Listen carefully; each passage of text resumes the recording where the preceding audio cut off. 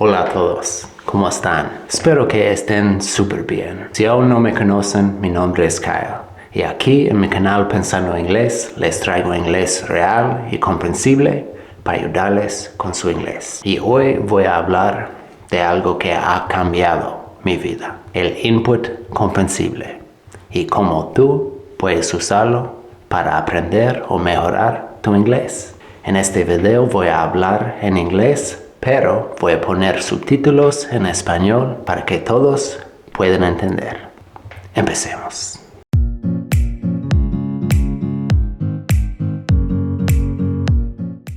Alright guys, today I am going to talk about how you can use comprehensible input to learn or improve your English. But first, what is comprehensible input? Well, comprehensible input is a concept in language acquisition theory, particularly associated with Stephen Krashen's input hypothesis.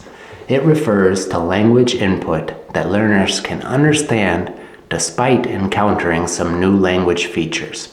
This means the input should be slightly above the language learner's current level, providing opportunities for learning without causing excessive confusion.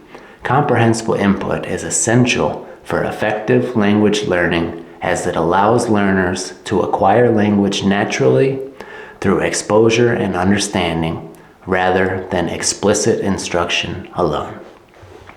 That is comprehensible input. So, how can we use comprehensible input to learn a new language? Well, first step, to find content that is comprehensible to you. If you are a beginner, if you are starting to learn English from zero, okay? You do not know any English. In my opinion, the best thing that you can do is find comprehensible input videos made especially for beginner language learners, like the ones that you can find in my beginner playlist. These videos use pictures and I talk with my hands to make the English comprehensible to you. So I recommend that you go and check it out. Other options are books for children like this, and you can even find books that have English and Spanish, okay?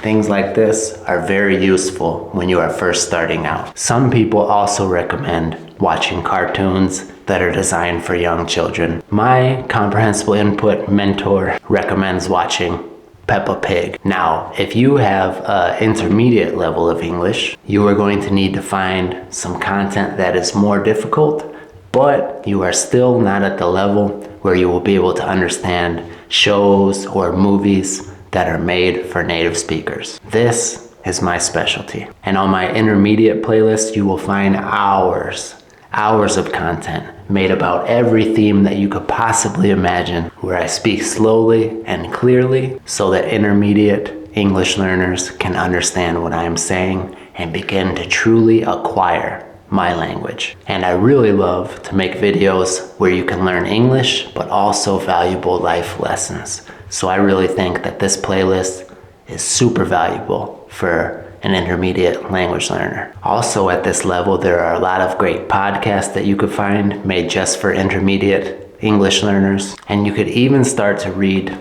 a little bit more difficult content, such as books written for young readers, comic books, or books that are made specifically for language learners, such as this book that was written by famous polyglot Ollie Richards. Shout out to Ollie. And as soon as content like that starts to become too easy for you, it is time to search out more advanced content. And this is where the fun starts. Now you can watch shows on Netflix with subtitles, movies of comedy, horror, science fiction, and you can even start to read novels written by your favorite authors, but in English. Step number 2. Now that you've found content that is comprehensible and probably even more important, enjoyable, it is time to start consuming it every day. When I first found out about comprehensible input, it was because I discovered a YouTube channel called Dreaming Spanish. When I first found Dreaming Spanish, I spent hours watching the videos, sometimes 2 or 3 hours a day. Now, you don't have to be as obsessed as I was but I do recommend that you spend at least 1 hour a day with your target language in order to improve. And the most important part of this step is that you enjoy the process. It should not feel like you are studying. It should feel like you are having fun. And step number 3, as you begin to improve and raise your level of your target language, you need to start making this language a part of your life. Make friends who speak the language. Go to events in the language. Consume your entertainment in the language. For example, I go to church in Spanish with my wife. I've went to concerts in Spanish, Carlos Vives. I have friends who speak Spanish. And the best comprehensible input that I have ever received in my life was going on a date with a beautiful woman who did not speak English. And I ended up marrying that woman. So now I get comprehensible input every day of my life. Now the truth is, you do not have to marry somebody in order to learn a language with comprehensible input, but you do have to make it a part of your life. So what are you waiting for? Go watch some input.